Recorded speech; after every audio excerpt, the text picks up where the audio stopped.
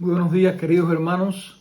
Es para nosotros un gran privilegio poder compartir en esta mañana la palabra de Dios, el estudio o la continuación del estudio bíblico se están estudiando las cartas de Juan y también la carta de Judas. Y damos muchas gracias a Dios por la gran enseñanza o las grandes enseñanzas que encontramos en estas cartas. Hay enseñanzas teológicas, doctrinales muy importantes, pero también hay enseñanzas muy éticas que tienen que ver con la conducta, las relaciones entre nosotros los cristianos, y también tienen que ver con el comportamiento mientras esperamos a nuestro Señor. Así que agradecidos por este momento, y específicamente en esta mañana de domingo vamos a estar estudiando en la primera carta de Juan, el capítulo 3, específicamente el capítulo 3. Y el énfasis que vamos a ver en este capítulo, hay varios puntos importantes a destacar. Sobre todo el énfasis de que nosotros somos hijos de Dios y que los hijos de Dios andan en santidad, los hijos de Dios deshacen las obras de las tinieblas, los hijos de Dios se aman entre ellos y los hijos de Dios podemos orar, hablar con Dios confiadamente con la certeza de que Él nos escucha. Así que este capítulo 3 recoge estos puntos a destacar. Queremos comenzar hablando los primeros 3 versículos de esta primera carta. Hablan de un llamamiento que Dios nos hace a nosotros como pueblo de Dios, como cristianos, a tener una vida pura. Y comienza diciendo el pasaje: mirad cuál amor nos ha dado el Padre, para que seamos llamados hijos de Dios. Por esto el mundo no nos conoce, porque no lo conoció a Él. Amados, ahora somos hijos de Dios, y aún no se ha manifestado lo que hemos de ser. Pero sabemos que cuando Él se manifieste seremos semejantes a Él, porque lo veremos tal como Él es. Y todo aquel que tiene esta esperanza en Él se purifica a sí mismo, así como Él es puro. Disfrutamos cómo comienza este capítulo 3 de Primera de Juan. Dice, fijaos como el escritor dice, mirad cuán amor, o fijaos de qué manera es el amor de Dios hacia nosotros. Es más que un simple imperativo que nos llama la atención. Este comienzo es una gran y una genuina exclamación, como diciendo, qué privilegio tenemos al ser llamados hijos de Dios. Y hay una mezcla entre la exclamación y también la gratitud. Cuánto gozo hay al ser hijo de Dios. Recordemos que solamente podemos llegar a ser hijos de Dios. Una persona puede llegar a ser hijo de Dios mediante la fe en Jesucristo, depositando su fe en Jesucristo. Y dice la palabra en el Evangelio de Juan, en este caso ahora, el capítulo 1, versículo 12, que a todos los que le recibieron, los que creen en su nombre, Dios le dio la potestad, el derecho de ser llamados hijos de Dios. Y es un gran privilegio el que tú y yo tenemos. Queridos hermanos, querida iglesia, nosotros pertenecemos a la familia de Dios. Pese a no merecerlo, llegamos a ser hijos en el sentido íntimo y amoroso del término. Recordemos que toda la creación, todos los hombres no son hijos de Dios. Todos los hombres son criaturas de Dios, pero solamente se llega a ser hijo de Dios poniendo la fe, arrepintiéndonos de nuestros pecados y confiando nuestra vida a Jesucristo como nuestro único y suficiente Salvador. Cuando crees, recibes, pasamos a ser hijos de Dios. Y por eso, qué honor, qué privilegio el que tú y yo podemos llamar a Dios no solamente Dios que está en los cielos, sino Padre amado, Padre nuestro. Esa relación filial. Y damos muchas gracias al Señor por esa bendición. Ahora, el apóstol Juan añade aquí dos condiciones que afectan, dos condiciones temporales que afectan a la percepción de esta realidad. En primer lugar, esta realidad solo es reconocida, ser hijo de Dios, por aquellos que conocen a Dios. Y hablamos un poquito sobre eso, que tienen una relación con Dios, que han nacido de nuevo, que en realidad tienen una experiencia de conversión. En el Evangelio de Juan, precisamente en el capítulo 17, en el versículo 3, Jesucristo dijo: y esta es la vida eterna, que te conozcan a ti, al único Dios verdadero, y a Jesucristo a quien has enviado. Qué importante, ¿eh? Esa genuina exclamación de ser hijo de Dios solamente pueden expresarla, creerla, experimentarla aquellos que han tenido y tienen una relación profunda con el Señor, que le conocen, que pasan tiempo con Dios, que han recibido al Señor, que han nacido de nuevo, que hay un sentido íntimo en esa relación. Y solamente, repito, es un acto de gracia íntima de Dios y es también una respuesta de nuestros corazones. Por eso alabamos a Dios por esa bendición. Somos sus hijos. Y el resto del mundo vive ajeno a dicha maravilla, porque no tiene esa relación con Dios, no han nacido de nuevo, no tienen esa experiencia. En segundo lugar, las consecuencias eternas de dicha realidad se harán manifiestas cuando pasamos a su presencia o venga de nuevo por nosotros. Sí, nosotros desde ahora podemos ya tener la certeza de que somos hijos de Dios y de que tenemos vida eterna y que esta vida está en su Hijo, dice la palabra. O sea, en la carta a los Romanos dice que el Espíritu Santo da testimonio a nuestro espíritu de que somos hijos de Dios. Y esa es una gran realidad. Una persona que no tiene al Señor no puede tener esa experiencia. Ahora, esa vida eterna, ese regalo, desde ahora ya lo tenemos seguro. Pero vamos, por supuesto, a disfrutarlo. Esa realidad va a hacerse ya completa cuando estemos en su presencia. Él nos ha adoptado como sus hijos. Por la fe, gratuitamente tenemos al Señor. Romanos 8, del 14 al 17, 1 Corintios 1, 9 y Gálatas capítulo 3, los versículos 2, 4, 6. Todos estos pasajes mencionan esta bendición de que somos hijos adoptados por Dios. Y por tanto, somos herederos de Dios y coherederos juntamente con Cristo. Para el escritor, para el apóstol Juan, sin duda, esta esperanza de que tenemos vida eterna, esta esperanza de que vamos a verlo, de que vamos a disfrutar de las mansiones celestiales, de que somos sus hijos, esa esperanza debe producir en nosotros y debe ayudarnos a nosotros a mantener nuestros pies en buen camino, a vivir una vida pura, a seguir adelante hacia arriba, poniendo los ojos en el Señor y agradándole en todo, al saber que al tener esa bendición, el llamado de Dios es la santificación, la purificación de nuestras vidas. Por eso, hermanos, qué privilegio. Disfrutemos en esta mañana de ese honor. Somos hijos de Dios, exclamamos como Juan: mirad cuán amor, fijaos cuán amor nos ha dado el Padre, para que tú y yo seamos llamados hijos de Dios.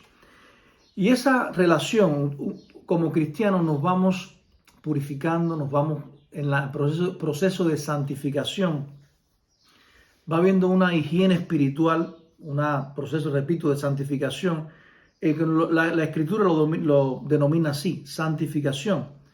Y no es otra cosa que mantenerse exento o tratar de no pecar, de agradar a Dios, de tener cuidado con nuestra vida, porque nuestro mayor gozo es agradar a aquel que nos ha llamado, que nos ha salvado, y vivir para Él. Y mantenemos entonces una relación de perdón, una relación íntima con Dios, y no significa que no pequemos, sino significa que no practicamos el pecado. Un día, cuando le conocimos, nos arrepentimos ese día para salvación, pero todos los días, tú y yo, nuestra experiencia nos dice que tenemos que pedirle perdón a Dios para estar en una buena relación con Dios, porque si pecamos, lo que no practicamos el pecado. Pero la meta y el fin de la vida cristiana es lograr una pureza tal como la de Cristo. Y no debemos olvidar que para ello contamos con la ayuda del Paracleto, con la ayuda del Consolador, con la ayuda del Espíritu Santo. Contamos con herramientas que Dios nos ha dado. Por ejemplo, recordamos en Gálatas capítulo 5, los versículos 22, 23, habla del fruto del Espíritu. Y dice que lo que sale de un cristiano, ese fruto de un hijo de Dios, de ese hijo de Dios, es amor, gozo, paz, paciencia, benignidad, bondad, templanza, mansedumbre. Dice, contra tales cosas no hay ley. Y eso es lo que debemos aplicar en nuestro diario vivir. El proceso de purificación es de Dios, que hizo puro ya al creyente, santo, apartado para Dios, y aplicado, por supuesto, hemos recibido la obra redentora de Jesucristo, que su sangre nos limpia de todo pecado. Sin embargo, el creyente es llamado a una vida pura. Se responsabiliza de no ser obstáculo a ese proceso de santificación y de purificación que Dios desea para nosotros.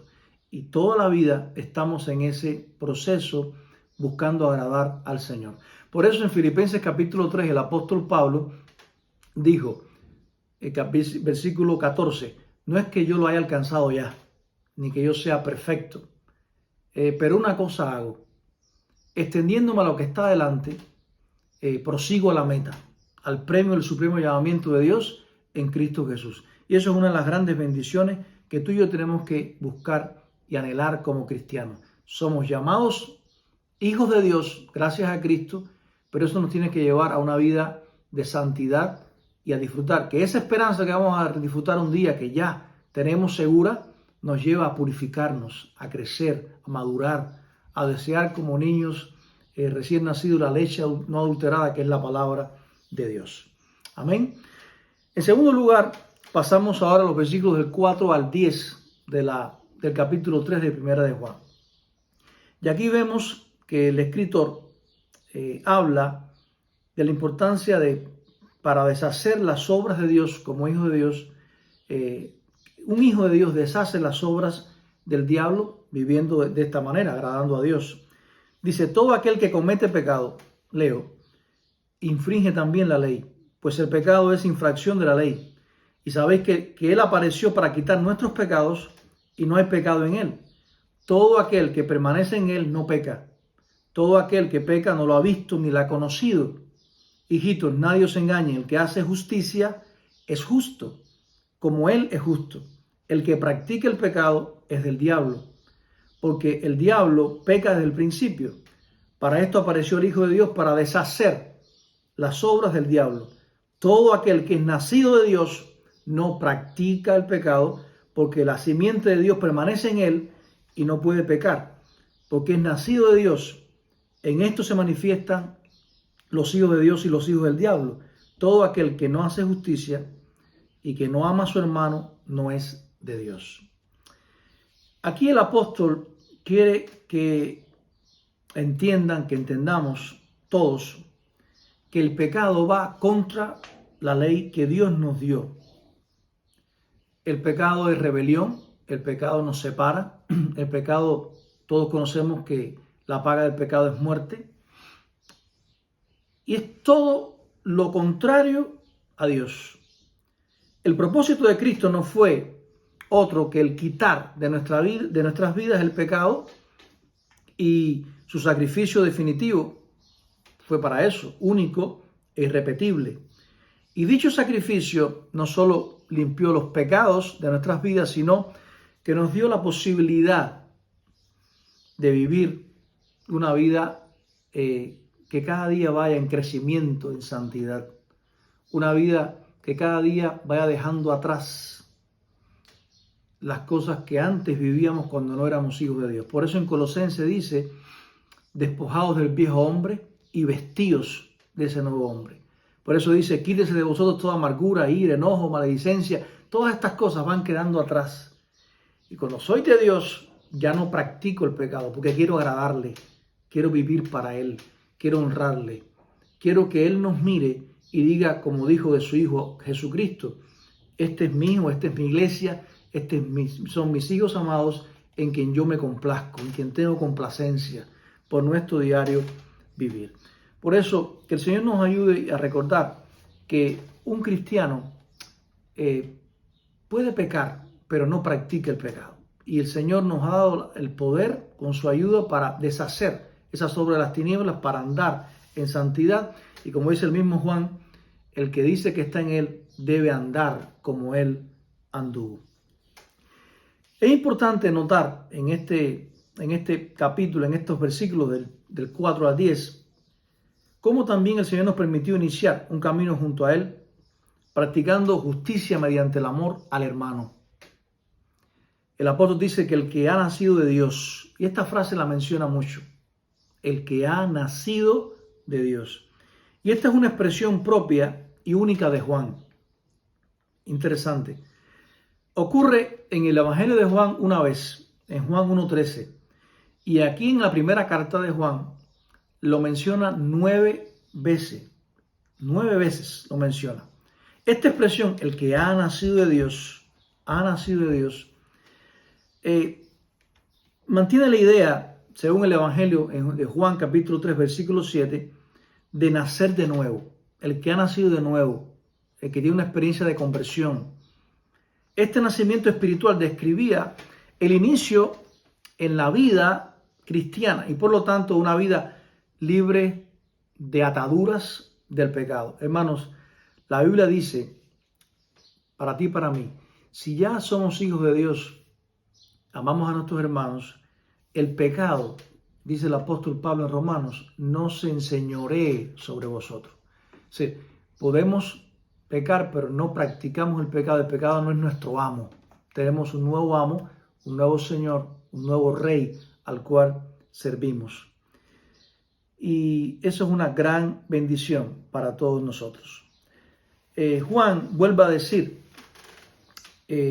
aquellos creyentes que trabajaban que somos hijos de Dios, que no nos engañemos. Y queremos que vivamos conscientes de que el cristiano se conoce por los frutos, de que no es decirlo, no es una religiosidad externa, es una relación personal con Jesucristo. Y repito, tú y yo podemos vencer las obras del enemigo si vivimos en santidad, si amamos la palabra, si vivimos lo que Dios dice, si somos guiados por el Espíritu Santo de Dios en nuestra vida. Y eso nos va a ayudar muchísimo en nuestro andar como hijos de Dios. Juan vuelve a decir a aquellos creyentes que trabajaban como hijos de Dios que no se engañen, que tuviéramos también cuidado y quería protegernos de las mentiras también de los falsos maestros de aquel tiempo, de los anticristos, falsos maestros que con sus mentiras querían hacernos tropezar. Nota como el versículo presenta dos filiaciones, no solo distintas, sino completamente opuestas, una a la otra. Ser consciente de dicha condición espiritual es sumamente importante, ya que nos permite hacer una clara distinción entre los hijos de Dios y los hijos del diablo o los hijos del enemigo, entre el creyente y entre el incrédulo, entre el hijo de luz y el hijo de las tinieblas. Recordemos Colosenses 1:17. Dice Colosenses 1:17, el cual nos ha librado de la potestad de las tinieblas y nos ha trasladado al reino de su amado Hijo. Hermanos, qué bendición, iglesia de Denia. Qué bendición saber que nosotros, gracias a Cristo, tenemos un nuevo reino y tenemos un nuevo amo. Fuimos trasladados del reino de las tinieblas al reino de su amado Hijo. Así que damos gracias a Dios porque somos hijos de Dios y podemos vencer. Como hijos de Dios, los hijos de Dios pueden vencer las obras de las tinieblas. Tercero, los hijos de Dios aman. Los hijos de Dios aman y se aman. Dice el pasaje, en este caso a partir del versículo 11 del capítulo 3, Este es el mensaje que habéis oído desde el principio, que nos amemos los unos a los otros, no como Caín, que era del maligno y mató a su hermano. ¿Y por qué causa lo mató? Porque sus obras eran malas y las de su hermano justas. Y ahí sigue hablando. Dice, hermanos, no os extrañéis si el mundo os odia. Nosotros sabemos que hemos pasado de muerte a vida porque amamos a los hermanos. El que no ama a su hermano, y esta es una palabra fuerte, y se permanece en muerte. Todo aquel que odia a su hermano es homicida. Y ahí, todo este versículo, desde el 11 al 18, menciona la importancia del amor a los hermanos y termina el 18 diciendo, hijitos míos, no amemos de palabra ni de lengua, sino de hecho y en verdad. El contenido del mensaje es sencillo, sin ningún tipo de problemas para recordarlo y mucho menos para practicarlo. Para Juan, ser íntegro es amar a nuestros hermanos. Y pasa a aportar varias razones por las que este mandamiento es tan central y tan vinculante, usando el ejemplo de Caín. Es un antitipo contrario a Cristo, contrario al Señor, y Cristo, que es nuestro modelo perfecto. En primer lugar, el cristiano debe ser como Caín. No debe odiar, no debe destruir. Y recuerden que no solamente matar es físicamente destruyendo la vida, el cuerpo de una persona. La palabra, y en el tiempo de la gracia, es aún más exigente en eso. Cuando uno mira con odio, cuando uno desprecia, cuando uno ya está cometiendo pecado. Desde el momento que una persona se rinde a Cristo, se compromete a hacer el amor la línea central de su vida. Y recordemos que vamos a ser reconocidos como discípulos porque amamos a nuestros hermanos. Cristo dijo, un mandamiento nuevo os doy, que os améis los unos a los otros. Ese mandamiento nuevo, si realmente somos discípulos, es porque amamos al Señor. Y la palabra es fuerte aquí cuando dice que el que no tiene amor no tiene vida y no ha conocido a Dios. Dice que el que no ama a su hermano permanece todavía en muerte. Así dice el pasaje, y es homicida.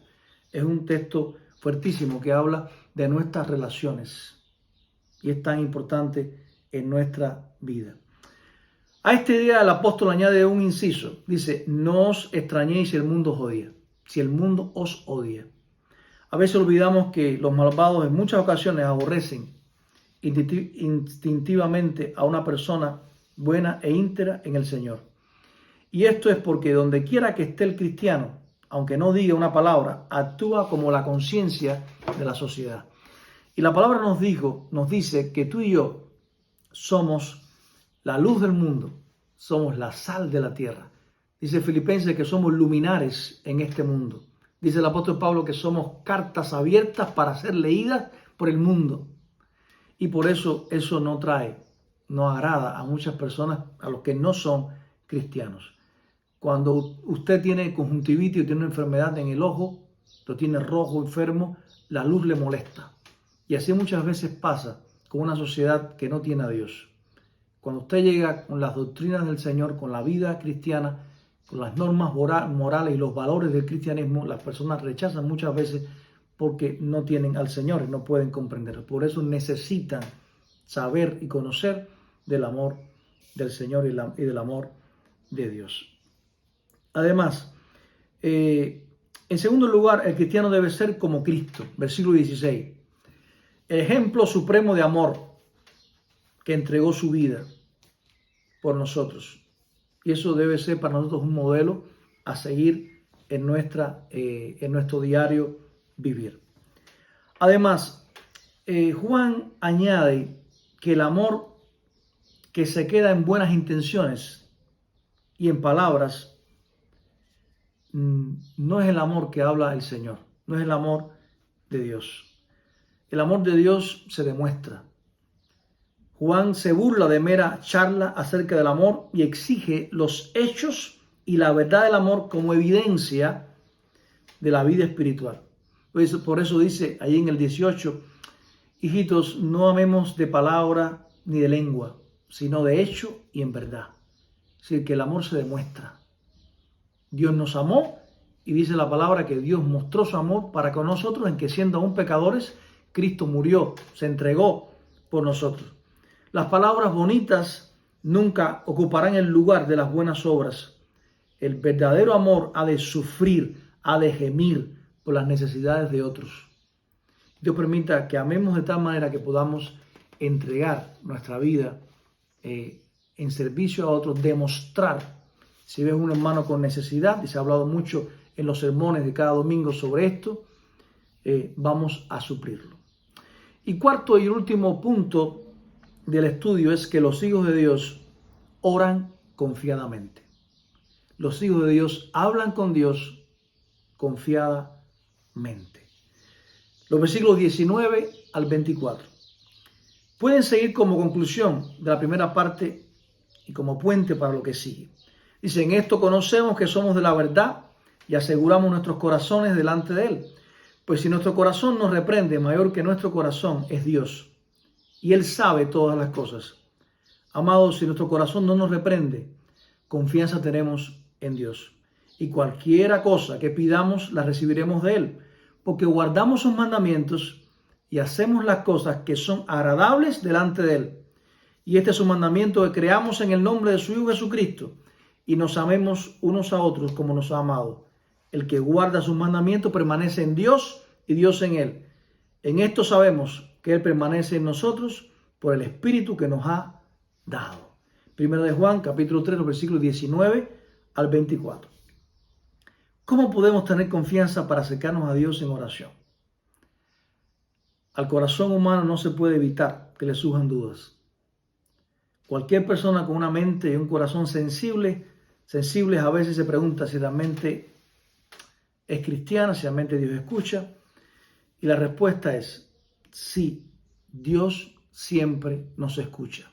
Y Dios nos dice que podemos acercarnos confiadamente al trono de la gracia de Dios, dicen Hebreos, para alcanzar allí el oportuno socorro, la ayuda necesaria en nuestros momentos. Un hijo de Dios necesita, busca, anhela hablar con Dios, encuentra placer, deleite en acercarnos a Dios. El salmista en el Salmo 73, versículo 28 dijo, el acercarme a Dios es el bien.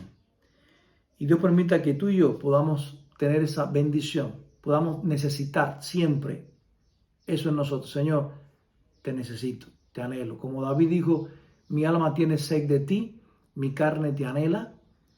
Como también dijo, como el siervo brama por las corrientes de las aguas, dijo el salmista, así clama por ti, oh Dios, el alma mía. Mi alma tiene sed del Dios vivo. Y recuerda, un hijo de Dios ora confiadamente. Dios te oye, Dios atiende, Dios te escucha, Dios responde, Dios te ama, Dios quiere, disfruta cuando tú y yo hablamos con Él cada día. Por eso, que el Señor les bendiga en esta mañana y quiero recalcar estos puntos que quiero destacar. Los hijos de Dios, como dice ahí Juan en su primera carta, capítulo 3, andan en santidad. Si eres hijo y si somos hijos de Dios, los hijos de Dios deshacen las obras del diablo. No practicamos, no nos gozamos en pecar. Queremos agradar a Dios. Los hijos de Dios aman a Dios, pero también aman a los demás, a sus hermanos, y demuestran ese amor. Y los hijos de Dios oran confiadamente. Descansan en la certeza de que Dios oye. Bendecido domingo, que podamos disfrutar del culto de esta mañana y que Dios bendiga muchísimo cada una de sus familias.